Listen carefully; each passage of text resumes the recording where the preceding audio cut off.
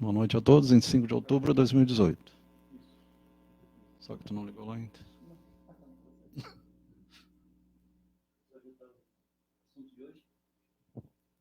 Filosofia contemporânea, filosofia da América Latina, liberação da América Latina. Na verdade, são os filósofos contemporâneos da América Latina.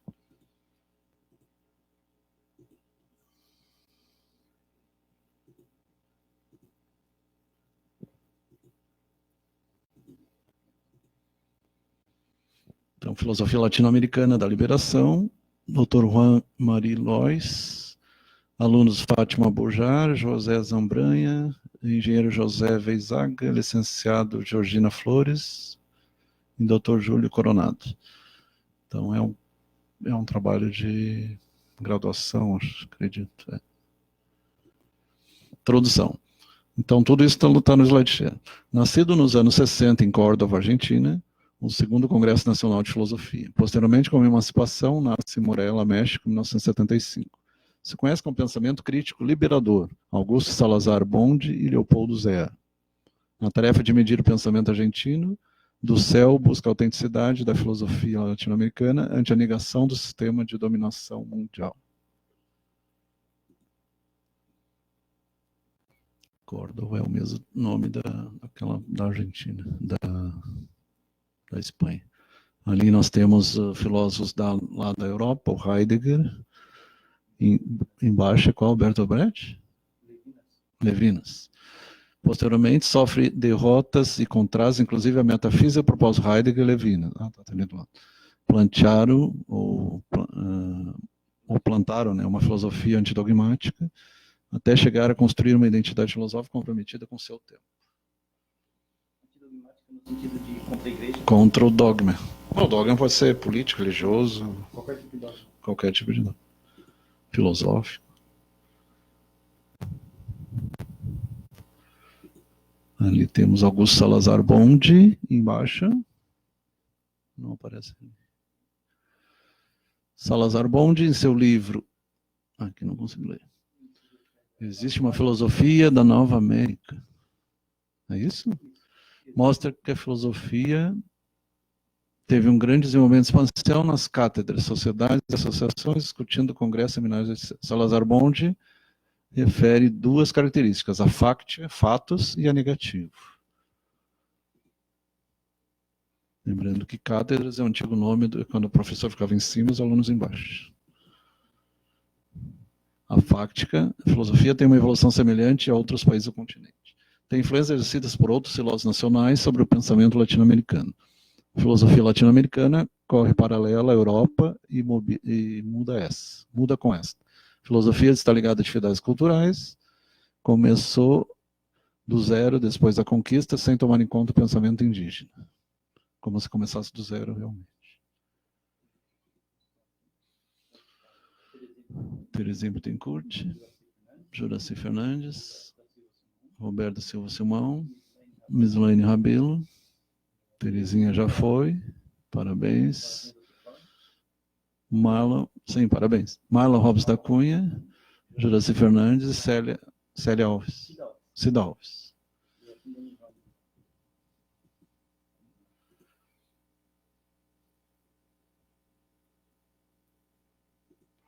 O que seria negativo? Tem sido imitativo da reflexão. Sentido imitativo da reflexão. Tem disposição aberta e restrita a aceitar produtos, teorias procedentes de outra cultura ocidental. Ausência de uma tendência metodológica, diz que as diferenças prevalecem sobre as conquistas da inquietude filosófica, de tal maneira que existem mitos que impedem de reconhecer a identidade histórica do ser latino-americano. Então, filosofia pró-indígena. Pós-indígena. Os mitos seriam mais os mitos indígenas. Para Leopoldo Zé, a filosofia latino-americana, os grandes sistemas filosóficos não surgiram do espírito de competência, senão simplesmente de uma realidade histórica, cultural, cujos problemas se haviam obrigado a pensar a filosofia. Também diz que a filosofia latino-americana não é inferior, senão distinta, diferente.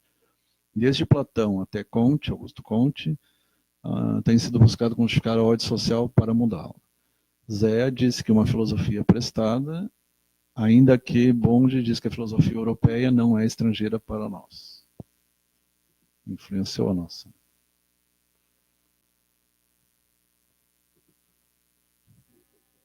Ali tem os Leopoldo Zé, a maioria deles ou são peruanos, ou são ali do Chile e da Argentina, né?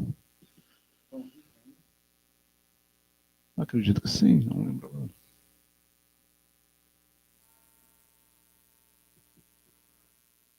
Ainda Leopoldo Zé. Para do céu, se não me engano, é alemão. Busca inspirar-se na tradição grega, judeu-cristã, europeia, ocidental, moderna e contemporânea. Pretende estabelecer os seres filosóficos da liberação a partir do outro na periferia do continente latino-americano, de onde se encontra incerto, incluído. Nos faz uma resenha histórica, um resumo histórico e crítico como os anteriores, ainda que algumas de suas obras posteriores se contradiz. Zé é ao mesmo tempo Emílio, né? Zé, mas ali tem Henrique do Céu. Não sei te responder. Não sei te responder. Tem o primo que estudou filosofia, deve ter estudado esses caras. Abarca 3 movimentos. Ôntico, onto vem do ser, né? No século XIX, durante o auge da agricultura, a Argentina foi colonizada por europeus, pelos espanhóis. Surgindo o proletariado e, por sua vez, o positivismo aliado a teses socialistas de caráter conservador e antitradicionalista, José Engenheiros. Posteriormente, existe uma reação ao positivismo de Comte, liberal, e Corne, e outros de Alberdi, conservador. Um liberal, outro conservador, que nem lá nos Estados Unidos. Ambos oligarcas e burgueses de Buenos Aires. Francisco Romero apoia do céu partindo de uma teoria de objetos de inspiração kantiana e schilleriana. Então, Kant e Schiller. Kant é aquele da razão prática e da razão teórica. Ali tem Korn.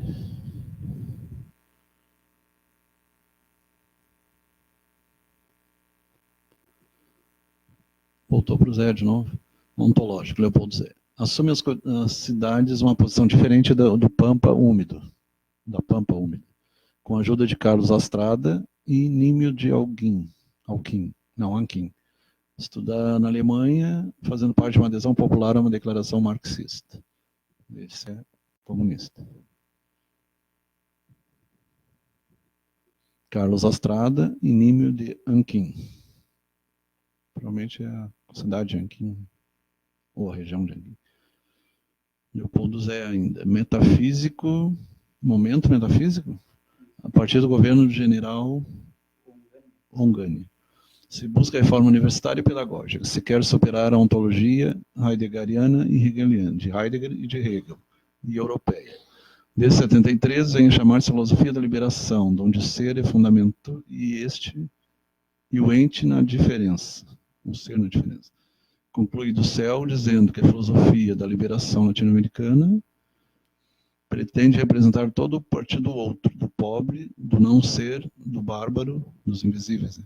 E do que não tem sentido.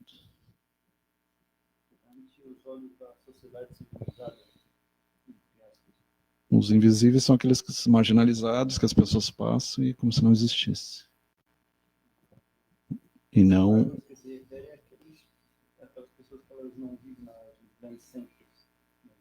E os bugres também, né? Como é que se chama? Tem um termo. Aborígenes. Então, caracteriza a filosofia latino-americana. Pensadores como Ricardo Vélez Rodrigues, Gomes, Palacios, Bevilacqua, esse aqui tem aqui no Rio Grande do Sul também tem Bevilacqua. M. Reale, Paim, Antônio Paim, Antônio Corne, 1940, Maria Teg, 1986-62. Ali está errado, 1986. Tá, o ano que ele fez o Immanuel Kant, do século XVIII, né, XIX, do Tratado Prático e Racionalista. Humanista é Horácio de Roterdã. E outro estabelece as seguintes características. Aí iluminista. Racionalista. Iluminista é Voltaire, Diderot, Montaigne. Por sinal, tem um material bom do Montaigne, né? Augusto Comte.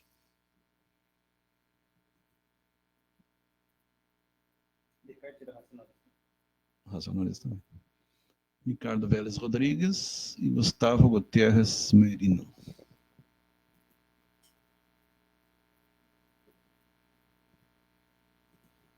Caracteriza a filosofia latino-americana, continuando então. O que está ali? Resumo? Ah, tá, o resumo. É autêntica, não se aprende no colégio. Tem que estar fora a parte. Antônio Corn diz que é autóctona, então nascido na comunidade, na coletividade humana, unificado por sentimentos, interesses, ideais, tradição, mesologia. É antropológica, porque está centrada na pessoa, no ser humano. A pessoa tem dignidade, Immanuel Kant, já falava na dignidade. É um ingrediente realista, Hegel, e esse bonde divide em fácticas e negativas.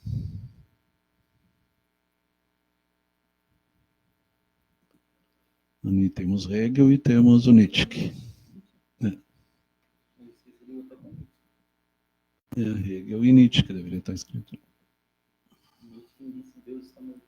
Nietzsche é negativista, assim como o francês, né? Aqui entramos na pedagogia de Paulo Freire, Brasil já.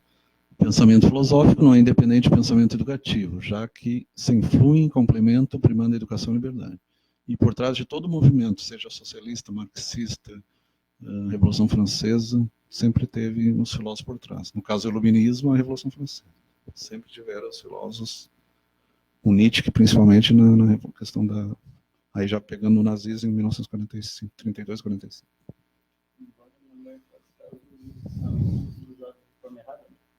Para o lado mal, né? Para o lado mal. Inclusive, não é de agora. De muito tempo é comum alguns governos ditatoriais eles pegarem uma teoria filosófica e usarem brasa ela... para a tua área. Darwin criaram o darwinismo social. E o darwinismo social acabou gerando utilitarismo e algumas coisas referentes à Revolução Francesa. Uma coisa que eu quero citar que é interessante, por exemplo, o livro Arte da Guerra, quem leu o livro, ele não fala que a gente... Ele não ensina a gente a guerrear. Pelo contrário. Como evitar a guerra. Conquistar a guerra. Sem matar, né? Inclusive, ele fala que quando tu prende uma pessoa, ao invés de tu torturar ela, tu tem que... Pra que torturar ela se tu pode trazer ela pro teu lado? Pra que tu fazer mal ao outro ser humano, tu pode simplesmente converter ele pro teu lado.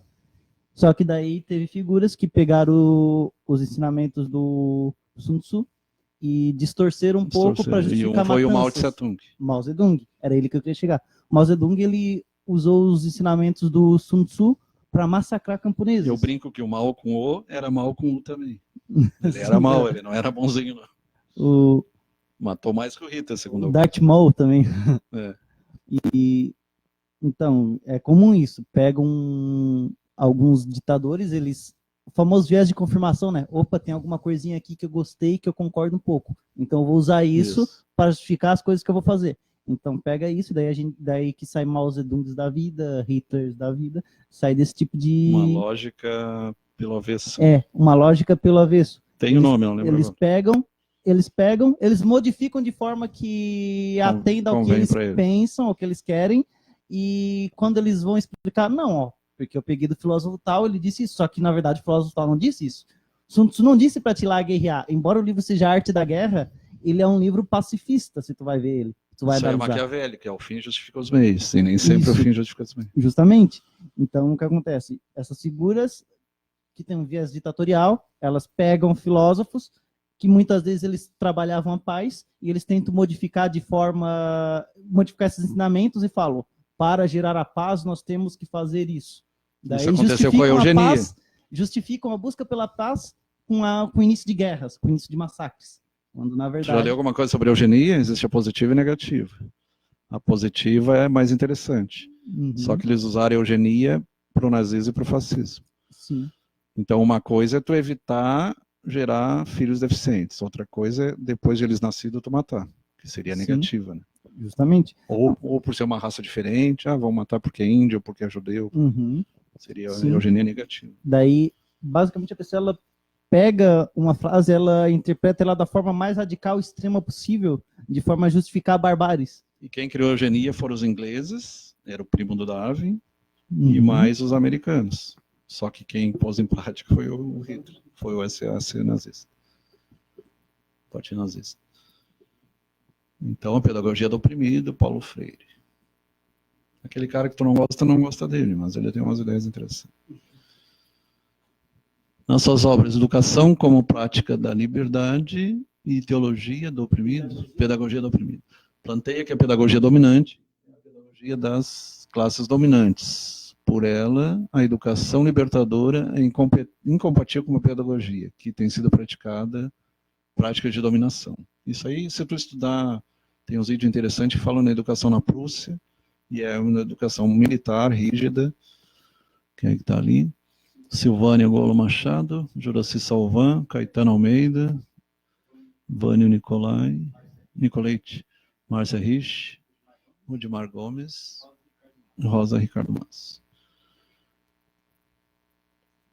Então, como um todo, ela veio tirada da Prússia, uma coisa militar que tem a ver lá com a antiga Cartago, não, aquela que brigava com Atenas lá antes de Roma. Aquela cidade militar lá. Esparta. Começou desde lá. Depois Roma. Os Estados Unidos hoje, se tu analisar, é a Roma de antigamente. As coisas meio que se repetem na história. A história tem repetições. Lembra Napoleão e Hitler, que alguns dizem que é o mesmo, né? E acho que é o mesmo, porque tem muita similaridade entre um e outro. Se bem que a intenção era usar Napoleão para unificar a Europa. Era para criar a União Europeia no século XVIII, não em 1989. A prática da liberdade só se encontra expressão na pedagogia que o oprimido tenha condições de descobrir-se, conquistar-se como sujeito seu próprio destino histórico. Tanto que na alfabetização de Paulo Freire, ele utiliza, se o cara é construtor, ele vai aprender como escrever tijolo, como escrever areia, então vai usar as coisas do seu meio, que era o que Jesus fazia, né? Explicava o plantador, a semente, sempre com coisas do meio, e não trazendo... Onde é que um cara que mora numa comunidade vai, para ele, para que a fórmula de Bhaskara ou o teorema de Pitágoras, para ele não vai servir para nada. Com raras exceções, tem pessoas que nascem em comunidades e chegam até prêmios Nobel, né? Mas são exceções. Reflexiona a necessidade de uma escola democrática, baseada no povo, centrada no educando, então despertando o que ele tem dentro de si através de uma prática pedagógica. Ele foi perseguido, foi taxado de comunista, mas hoje o pessoal está estudando ele de novo. Ele planteia que o homem deve participar da transformação do mundo através da crítica e da realidade. Em seu livro A Pedagogia do Oprimido, diz que existem dois tipos de educação. A domesticadora, passiva em direção à opinião, que é a tradicional, né? Os alunos só escutam. Isso. Mas até pouco tempo atrás, as nossas escolas eram assim também. E a libertadora, que concentra e desmistifica a realidade. Tanto que o professor, hoje em dia, se ele não entrar na internet, nas redes sociais, em plataformas digitais, ele não consegue. Ele vai perder para o aluno. Muitas vezes o aluno tem mais conhecimento que ele. O aluno vai em busca. Hoje tu entra no Google, Wikipedia, tu descobre um monte de coisa. Para ignorância e desconhecimento, só para quem quer continuar. Só se não quiser estudar mesmo. A dialética, teoria e método, novidade e capacidade, supera contradição, educador e educando. Muitas vezes é um intercâmbio, eles estão em roda, tem muitas universidades, não sei se tem muitas universidades que já estão fazendo rodas, não ficar o professor em cima, os alunos embaixo, mas eles em formato de... Ou trabalham em equipe, né? Tudo em formato de roda. O educando é muito ativo e busca, tanto ele pergunta como responde, o seu rol histórico através da conscientização. Importante também o professor dizer, isso eu não sei, mas eu vou buscar e eu trago na próxima vez. Ele reconhecer que ele é limitado, que ele não é o dono da verdade. O Boff, eu pessoalmente me decepcionei com ele, porque ele Ele foi para uma linha mais radical, mas ele, como pensava diferente, ele foi expulso da igreja. Começou depois da condição do Vaticano II, 62, Conferência de Medellín, no Ceilã, Colômbia, em 68, suas ideologias sacerdotais. Gustavo Gutierrez Merino, peruano, Leonardo Boff, brasileiro, e aqui de Santa Catarina. Os assuntos centrais do concílio foram desenvolvimento dos países pobres, evangelização dos pobres e trabalhadores, necessidade que a igreja recupere seu rosto pobre evangélico. Isso aí o Papa está fazendo também. Trabalhar com o povo e não ficar explorando o povo. Coisa que muitos outros líderes religiosos fazem. Né? Conferência Episcopal Latino-Americana, CELA. Só que ele tendeu muito para o marxismo, né? Por isso que eu discordo dele. Tendeu muito para o radicalismo. O ensino do magistério de João Paulo II, então vínculos com a teologia. Em 84 aprovou a instrução da Sagrada Congregação para a Doutrina da Fé, que é um nome novo para a Antiga Inquisição, para quem não sabe, de onde critica o pensamento marxista, tanto que eles mandaram ele ficar quieto, né? Outro ficar quieto e foi expulso da igreja. Que era o ex-papa, né? Que era o líder da doutrina. Em 85, o Sino dos Bispos desmascara a corrente de pensamento da teologia da libertação, que se apartava da fé e da igreja até o ponto de negá-la. Na verdade, ela propõe exatamente o oposto da teologia da prosperidade. São duas coisas completamente opostas. João Paulo II foi santificado, agora santificaram também o Paulo VI. Pessoalmente, eu acho um erro da igreja santificar tanta gente.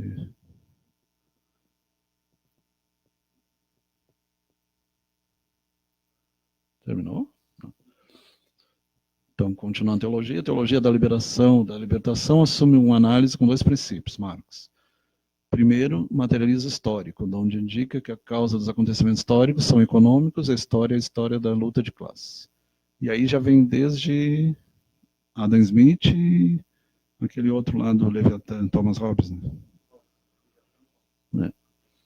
Segundo a praxis da verdade, a prática, a verdade não é senão o que se faz, o que importa é a prática correta. Ortocorreta, praxis prática. E hoje se sabe que o materialismo, a rigor, não existe, né? Porque tudo é energia. Aí faz lembrar lá o Hermes, tudo é mental, tudo é energia. Jesus não é um verdadeiro Deus. Claro que não, ele é filho. Assim como nós, é o irmão mais velho. Senão alguém que lutou pela liberação dos pobres. A igreja deve tomar parte da luta e não ser neutra, já que equivale a estar com poderosos publicamente. E muitas vezes os sacerdotes estavam com os ricos. Né? Então é uma coisa que alguns ficaram a favor do povo, mas a Idade Média, principalmente. Na Idade Média, muitas vezes tinham mais poder que os próprios reis. Daí até que ponto as pessoas realmente são até que ponto realmente essas pessoas são adeptas de Deus, né? Porque elas se põem numa posição. Outros que fazem isso, adeptos não do Deus. Quando dá poder, tu vê se a pessoa está assim. Muitas dessas pessoas, para mim, não diferem muito dos antigos faraós. O que os faraós se apresentavam? Como representantes dos deuses. Mas eles se diziam filhos dos deuses. Só que são representantes, de certa forma, né? Assim como a família real britânica se diz descendente também. E muitos desses aqui, até ainda hoje... Por isso a ideia do sangue azul. Infelizmente, até ainda hoje, muitos deles ainda se dizem representantes de Deus, mas a gente vê que as práticas são contrárias. Embora exista a teoria do cruzamento de seres humanos com seres extraterrestres, e até lá na Bíblia, o cruzamento dos filhos de Deus com as filhas dos homens, até onde eu sei, é interessante buscar isso. Um futuro comentário. Se já descobriram um DNA extraterrestre, e os famosos híbridos, filhos de extraterrestres com humanos ou o contrário. Ainda não sei, né? Desconheço. É interessante buscar. Tem um livro interessante que é A História Não Contada. A História Secreta do Homem. Que fala dos gigantes, dos extraterrestres. A escatologia é substituída pelo futuro de uma sociedade sem classes. Aí é complicado, né? Porque o próprio Jesus diz que pobres sempre tereis com vocês, junto com vocês. Mesmo falando num só rebanho, só pastor, ele diz que o pobre sempre teria. Os sacramentos são cerebrações do povo que luta pela liberação, a fé é reduzida a uma fidelidade à história. Puebla, México, Igreja do Mar... Ah, tá, isso aí já foi. Mas na maior parte das vezes ela sempre andou junto com os ricos, né? Teologia da libertação, segundo o céu, com o movimento requer ser uma resposta de solidariedade aos despossuídos, os invisíveis, chamados também homens periféricos, porque vivem na periferia, nas comunidades, antigas favelas. É isso aí. Crianças índigo na semana que vem, quinta-feira que vem. Boa noite. E o Tesla, mas ainda. O Tesla vai ser 2 semanas, acho. Ou 3.